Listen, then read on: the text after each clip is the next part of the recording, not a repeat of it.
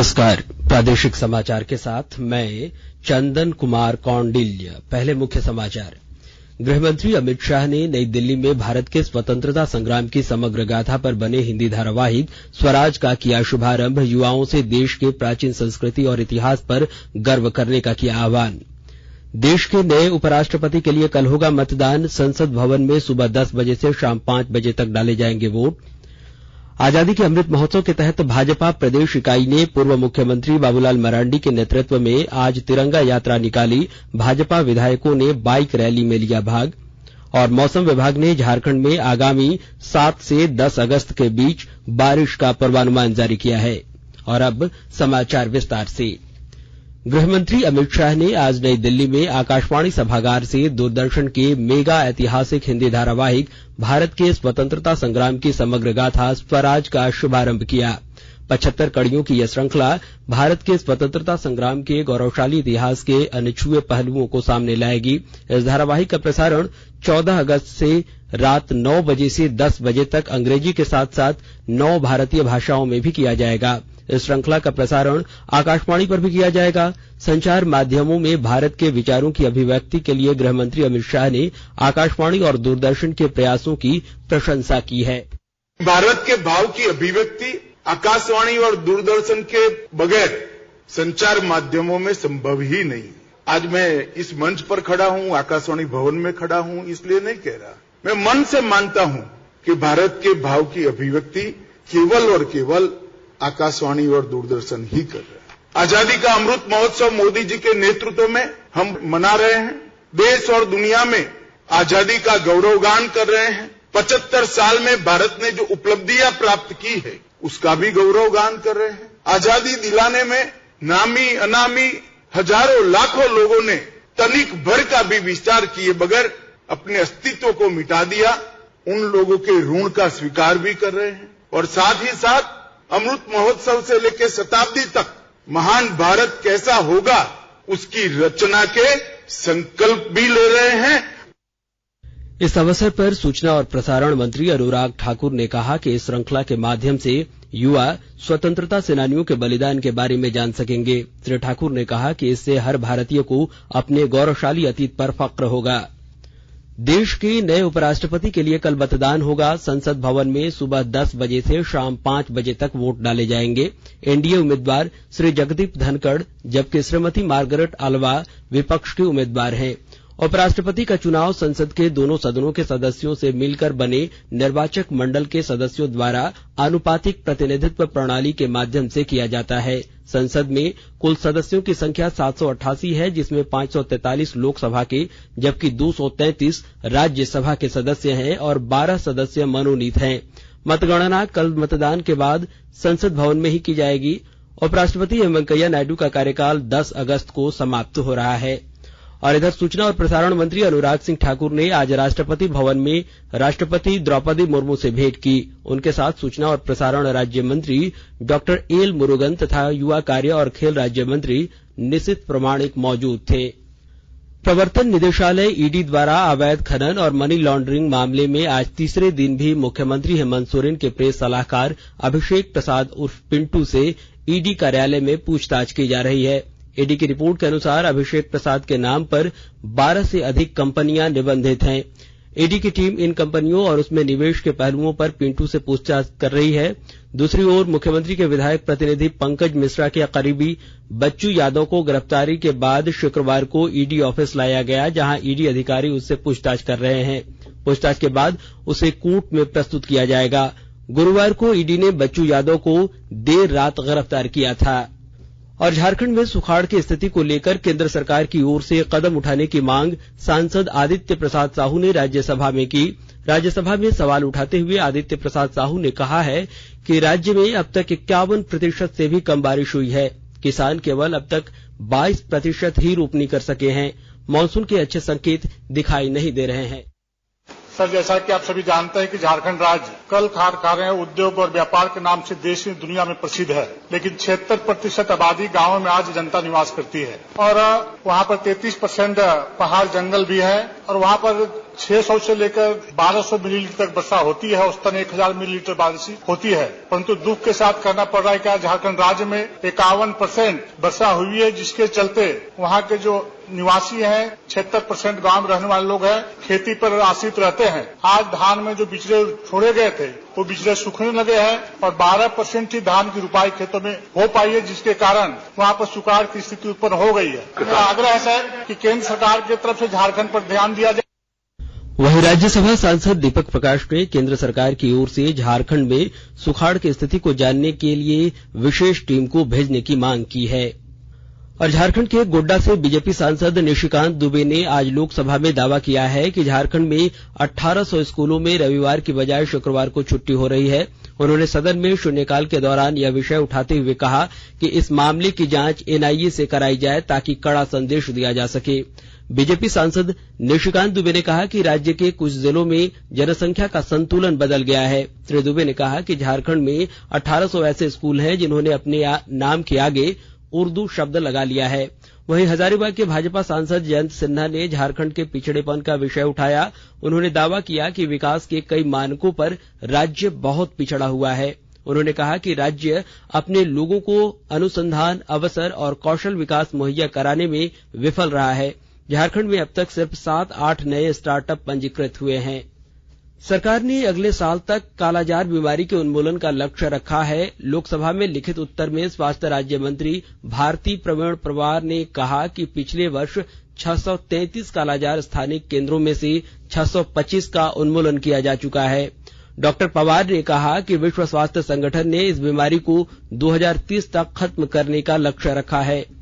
उन्होंने सदन को बताया कि सरकार ने इस बीमारी के उन्मूलन के लिए कई कदम उठाए हैं। और आकाशवाणी के ताजा तरीन समाचारों के लिए आप हमारी वेबसाइट newsonair.com पर लॉग इन कर सकते हैं। ताजा समाचार Twitter handle @AIR News Alerts और Facebook page all India radio news पर भी उपलब्ध है। आप प्रादेशिक समाचार इकाई के ट्विटर हैंडल @AIR News_Ranchi और फेसबुक पेज, इंस्टाग्राम पेज और YouTube channel AIR News Ranchi पर भी हमारे बुलेटिन सुन सकते हैं। प्रादेशिक समाचार आप आकाशवाणी रांची से सुन रहे हैं और अब पेश है कोरोना से बचाव के कुछ संदेश। कोविड-19 से बचाव और सुरक्षित रहने के 3 उपाय। मास्क लगाएं, 2 गज दूरी है जरूरी, सुरक्षित दूरी रखें, हाथ और मुंह साफ रखें।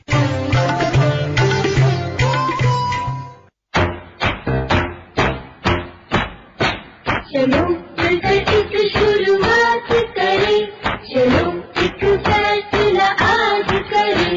मास्क नहीं तो टोकेंगे, कोरोना को रोकेंगे। चलो एक वादा करते हैं, चलो कुछ वादा करते हैं। मास्क नहीं तो टोकेंगे, कोरोना को रोकेंगे। भारत सरकार द्वारा जनहित में जारी। उनकी ध्वनि और मंत्रों से गुंजायमान है बाबा नगरी देवघर। 14 जुलाई से 12 अगस्त के बीच आयोजित राजकीय श्रावणी मेला 2022 में झारखंड सरकार ने सुरक्षा और स्वच्छता के विशेष प्रबंध किए हैं। जोहार, हर हर महादेव। बाबा बैद्यनाथ नगरी में श्रावणी मेला में सभी श्रद्धालुओं का झारखंड सरकार की तरफ से आपका स्वागत है, अभिनंदन है। यह बाबा नगरी की महिमा है कि झारखंड के अलावा यहाँ पर देश और राज्य के विभिन्न जगहों से बड़ी संख्या में श्रद्धालु आते हैं। बाबा की असीम कृपा आप पर बनी रहे, आपका जीवन सुखमय हो, ये हम कामना करते हैं।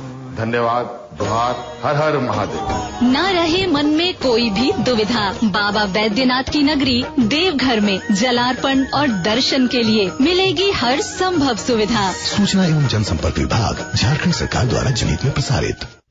प्रादेशिक समाचार में आपका एक बार फिर से स्वागत है। आजादी के अमृत महोत्सव के तहत भाजपा प्रदेश इकाई ने रांची में आज तिरंगा यात्रा निकाली। पार्टी के विधायक दल के नेता बाबूलाल मरांडी के नेतृत्व में यह यात्रा मोराबादी स्थित बापू वाटिका से निकली। यह यात्रा कचहरी चौक, अल्बर्ट एक्का चौक, मेन रोड डोरंडा होते हुए बिरसा मुंडा चौक तक गई है। हाथों में तिरंगा लिए बाबूलाल मरांडी समेत पार्टी के अन्य विधायक पहले बापू वाटिका में इकट्ठे हुए। इसके बाद वहां महात्मा गांधी की मूर्ति पर श्रद्धा सुमन अर्पित करने के बाद सभी बाइक पर सवार होकर तिरंगा यात्रा के लिए निकले। श्री मरांडी ने कहा कि देश के लोगों को आजादी के अमृत महोत्सव में सकारात्मक भूमिका निभानी चाहिए। उन्होंने आम लोगों से अपने अपने घरों के ऊपर झंडा लगाने की भी अपील की। तिरंगा यात्रा में विधायक अमर बाउरी, रणधीर सिंह, भानु प्रताप शाही, सीपी सिंह, जेपी पटेल, नवीन जायसवाल, अमित मंडल, आलोक चौरसिया, राज सिन्हा, विरंची नारायण और अपर्णा सेन गुप्ता समेत अन्य शामिल हुए। इधर आजादी का अमृत महोत्सव के उपलक्ष्य में केंद्रीय संस्कृति मंत्रालय के अधीनस्थ भारतीय पुरातत्व सर्वेक्षण रांची मंडल द्वारा राष्ट्रीय धरोहर नवरत्नगढ़ स्थित प्राचीन किले में विद्युत सज्जा कर तिरंगा प्रकाशोत्सव का आयोजन किया जा रहा है।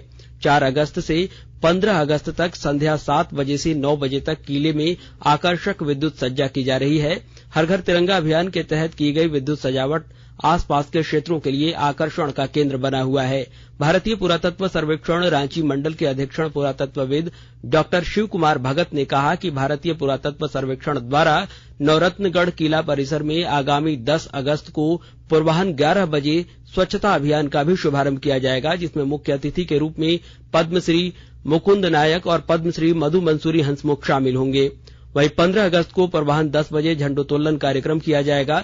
इसके साथ ही संरक्षित स्मारक, राजमहल और मंदिर परिसर में भी 13 और 14 अगस्त को विभिन्न कार्यक्रमों का आयोजन किया जा रहा है।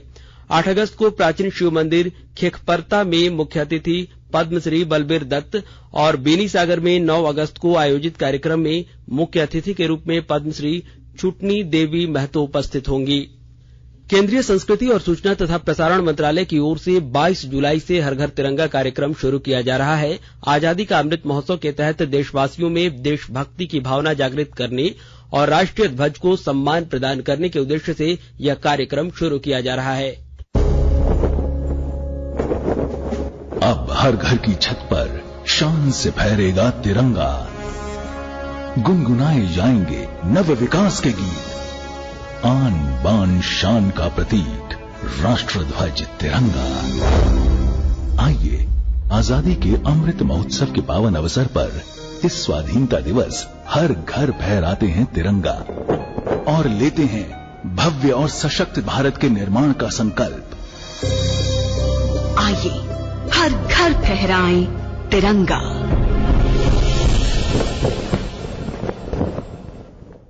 पूर्व मुख्यमंत्री और भाजपा के राष्ट्रीय उपाध्यक्ष रघुवर दास का बोकारो के जैना मोड़ में भाजपा किसान मोर्चा कार्यालय में स्वागत किया गया। इस अवसर पर रघुवर दास ने कहा कि आजादी के 75वें वर्ष अमृत महोत्सव के अवसर पर हर घर तिरंगा कार्यक्रम के तहत 13 से 15 अगस्त हर घर तिरंगा लहराना है।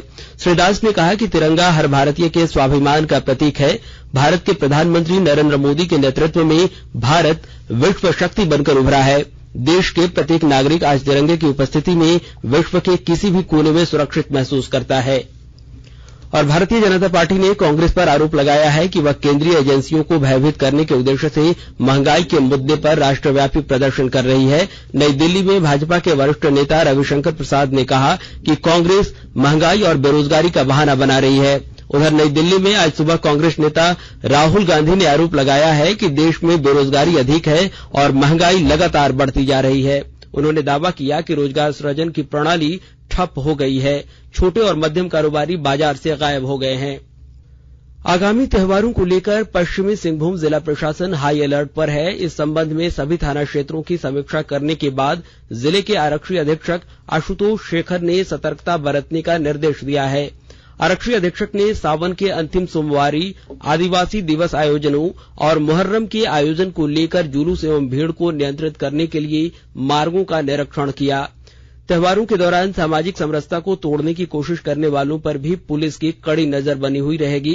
जिले के आरक्षी अधीक्षक ने कहा कि ऐसी किसी भी सूचना पर लोग जिला नियंत्रण कक्ष या वरीय पदाधिकारियों को सूचित कर सकते हैं, जिनके खिलाफ पुलिस सख्ती से कार्रवाई करेगी। और मौसम विभाग ने झारखंड में आगामी 7 से 10 अगस्त के बीच बारिश का पूर्वानुमान जारी किया है। मौसम वैज्ञानिक अभिषेक आनंद के अनुसार बंगाल की खाड़ी में बन रहे विक्षोभ के कारण राज्य में अगले 3 दिनों में भारी बारिश के आसार हैं। पिछले 24 घंटों में झारखंड में कुछ स्थानों पर हल्के से मध्यम दर्जे की बारिश और थंडरस्टॉर्म एक्टिविटी के साथ में देखी गई है और जो सबसे अधिक बारिश है वो 55 मिलीमीटर हजारीबाग में रिकॉर्ड की गई है। अब बात करते हैं मौसम पूर्वानुमान की, तो 7 तारीख से एक निम्न दबाव का क्षेत्र है जो बंगाल की खाड़ी में बनने वाला है, जिसकी वजह से 7 तारीख से झारखंड और उसके आसपास के इलाकों में आपको बारिश में बढ़ोतरी देखने को मिलेगी। तो जो निम्न दबाव का क्षेत्र है 7 तारीख बनेगा और उसके प्रभाव में 7 से 10 तक में झारखंड में भी अच्छी बारिश होने की आशा है। और अभी जो डेफिसिट चल रहा है वो -46% चल रहा है और उम्मीद करते हैं कि 7 के बाद से जो वर्षापात में बढ़ोतरी होगी उससे ये जो डेफिसिट है उसमें कमी देखने को मिलेगी। तो अभी कुल मिला के ये है कि आने वाले एक आध दिन में जो स्थिति है वो थोड़ी सी सुधरने लगेगी और 7 तारीख से क्षेत्र है उसका असर देखने को मिलेगा। और अंत में मुख्य समाचार एक बार फिर। गृहमंत्री अमित शाह ने नई दिल्ली में भारत के स्वतंत्रता संग्राम की समग्र गाथा पर बने हिंदी धारावाहिक स्वराज का किया शुभारंभ। युवाओं से देश की प्राचीन संस्कृति और इतिहास पर गर्व करने को किया आह्वान। देश के नए उपराष्ट्रपति का मतदान संसद भवन में सुबह 10 बजे से शाम 5 बजे तक डाले जाएंगे वोट। आजादी के अमृत महोत्सव के तहत भाजपा प्रदेश इकाई ने पूर्व मुख्यमंत्री बाबूलाल मरांडी के नेतृत्व में आज तिरंगा यात्रा निकाली। भाजपा विधायकों ने बाइक रैली में लिया भाग। और मौसम विभाग ने झारखंड में आगामी 7 से 10 अगस्त के बीच बारिश का पूर्वानुमान जारी किया है। इसके साथ ही आकाशवाणी रांची से प्रादेशिक समाचार का यह बुलेटिन समाप्त हुआ। नमस्कार।